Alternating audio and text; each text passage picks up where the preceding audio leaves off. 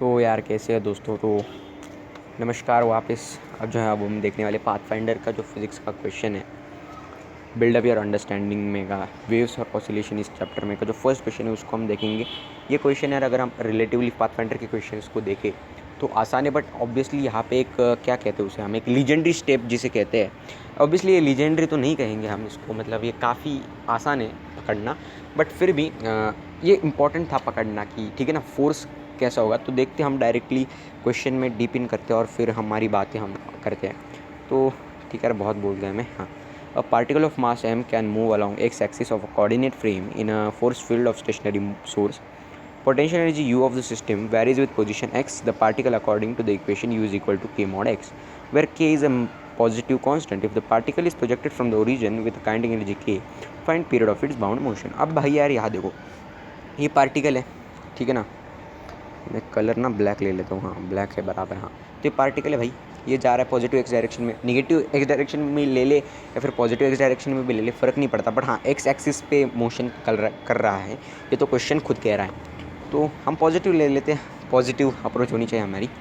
खैर चलो, हाँ ये पॉजिटिव डायरेक्शन में मूव कर रहा है पार्टिकल, तो भैया इसके पास वेलोसिटी पॉजिटिव डायरेक्शन में, बट ऑब्वियसली बात है इसमें कोई ना कोई पोटेंशियल डेवलप होगा। अब भैया पोटेंशियल डेवलप हो रहा है तो अब टोटल एनर्जी तो कंजर्व रहती है, ठीक है ना। और पोटेंशियल डेवलप हो रहा है यानी कि ये हाई पोटेंशियल एनर्जी में जा रहा है, और हाई पोटेंशियल एनर्जी में जा रहा है यानी कोई ना कोई एनर्जी खर्च कर रहा है, और वो एनर्जी है काइनेटिक एनर्जी।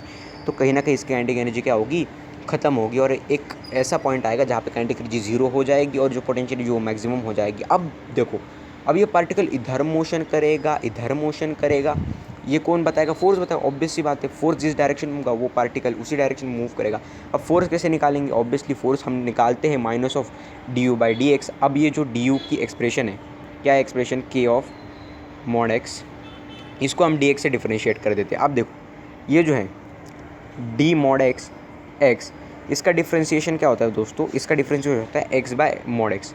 ठीक है, ये कैसे हुआ, इसके ऊपर मैं एक वीडियो है यूट्यूब पे, बहुत सारी वीडियोज़ है, तो मैं एक वीडियो की लिंक आपको डाल दूंगा ताकि आपको समझ में आए कि मॉड एक्स का डिफ्रेंशिएशन कैसे करना होता है, ठीक है, चेन रूल वगैरह से।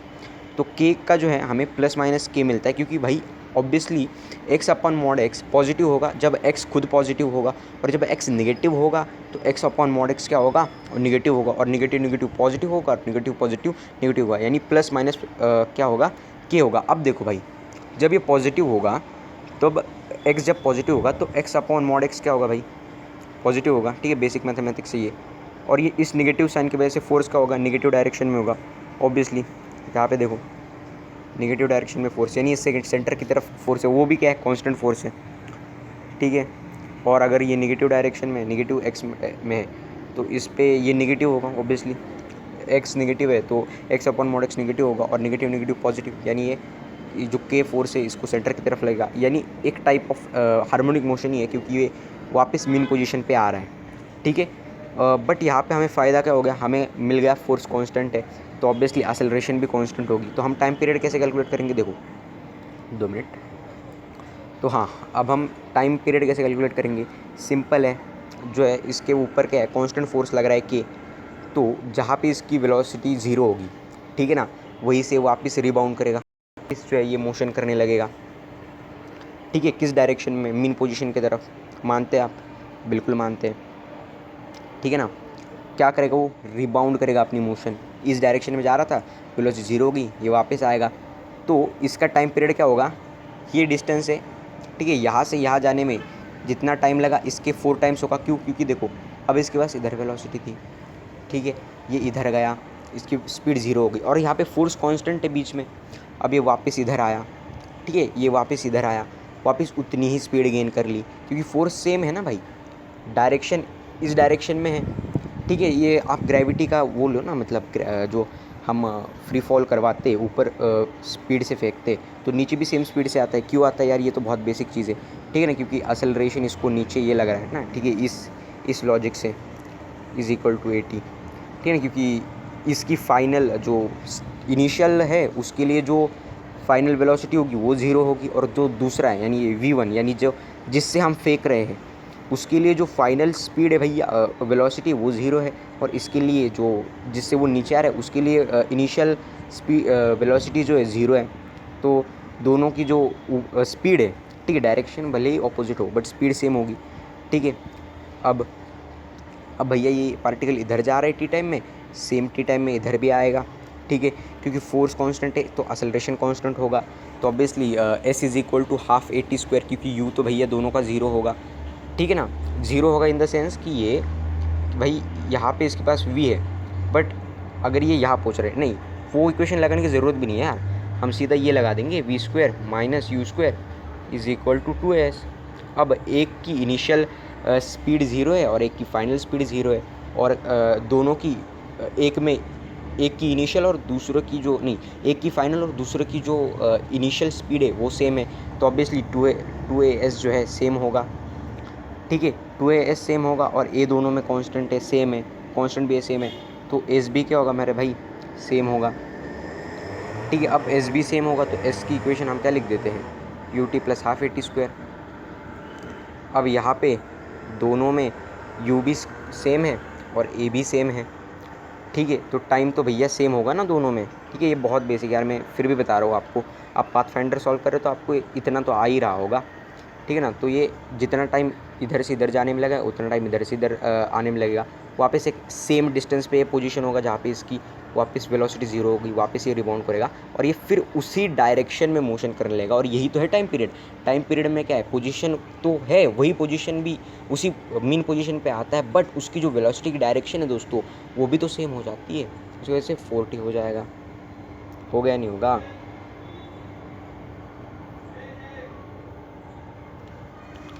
हाँ बोला बोला।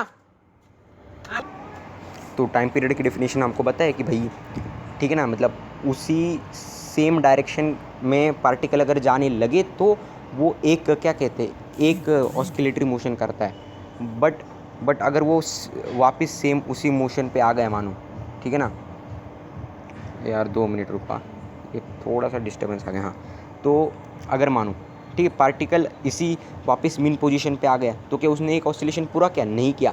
एक ऑसिलेशन तब पूरा होता है जब उसकी जो इनिशियल डायरेक्शन थी मोशन की, उसी डायरेक्शन में पार्टिकल वापस आ जाए, उसी डायरेक्शन ऑफ मोशन में पार्टिकल वापस आ जाए तो वो टाइम पीरियड हो जाता है। यानी कि यहाँ से यहाँ जाने में जितना टाइम लगा उसके 4 टाइम्स क्या होगा, टोटल टाइम पीरियड होगा। ऑब्वियसली अब मैंने रीज़न बता दिया कि भाई इधर से इधर जाने में टी, इधर से इधर आने में टी, इधर से इधर जाने में टी, और वापस उसी सेम डायरेक्शन ऑफ मोशन में आने के लिए 4 × t 40 हो जाएगा। अब हमें टी निकालना है, टी निकालना बहुत आसान है, कैसे, ठीक है। अब देखो, अब ये इस पॉइंट पे इसकी वेलोसिटी ज़ीरो होगी तभी तो ये रिबाउंड करेगा, ठीक है। तो फिर ये टाइम टी निकालना बहुत आसान है, ये कैसे निकालेंगे, a प्लस टी, ठीक है, हमें पता है q plus A T is equal to V. अब v तो भैया ज़ीरो है, तो इस हिसाब से u is equal to minus of A T निकाल लोगे। a कैसे निकालोगे, फोर्स हमें पता है, उससे मास को डिवाइड कर देंगे,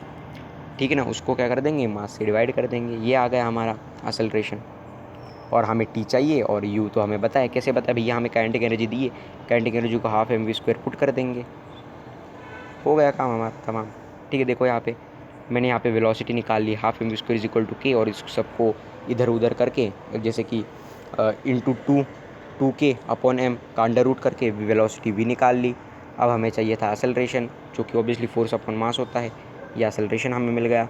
और ठीक है, A T is equal to V है, तो v बाई ए क्या होगा, बताओ भाई, v by A, T is equal to V by A होगा, ठीक है।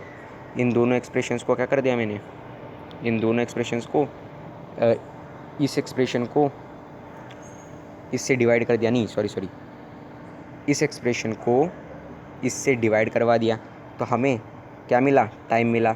और ऑब्वियसली मैंने अभी तो बताया कि यहाँ से यहाँ जाने का जो टाइम है वो टाइम पीरियड नहीं होगा, उसका 4 गुना होगा। क्यों? क्योंकि यहाँ से यहाँ आएगा तो अभी पोजीशन इसकी चेंज हो गई, यहाँ से यहाँ आया तो भैया पोजीशन तो वही है बट डायरेक्शन ऑफ मोशन अलग है, ठीक है। तो यहाँ से यहाँ जाएगा, पोजीशन अलग है, यहाँ से आएगा, पोजीशन भी सेम है और डायरेक्शन ऑफ मोशन भी सेम है।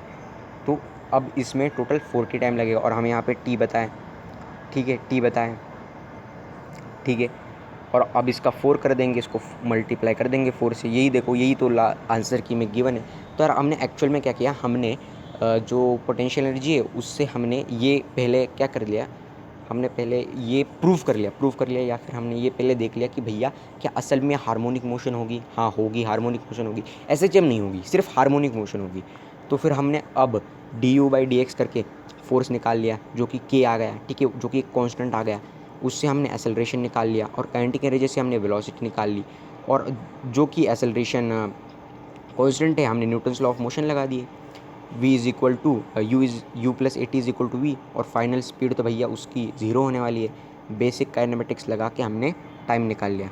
दोस्तों थैंक यू, और अगर वीडियो पसंद आए तो लाइक करना, नहीं पसंद आए तो डिसलाइक करना, और बताना भी क्यों नहीं मतलब पसंद आया आपको, और शेयर करना, सब्सक्राइब करना, और जो कुछ करना है करना।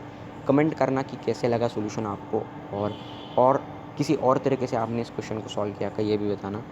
और वो जो ठीक है ना डी मॉड ऑफ एक्स का जो डेरिवेटिव कैसे निकालना उसकी जो लिंक है दोस्तों मैंने डिस्क्रिप्शन में दे दी है, ठीक है, नहीं डिस्क्रिप्शन में नहीं, चैट बॉक्स में जो नीचे पिन मैसेज रहेगा ना उसमें वो लिंक मैंने दे दी है, मतलब अब तो नहीं दी है, ओबियसली वीडियो अपलोड करने के बाद दूंगा। Thank you.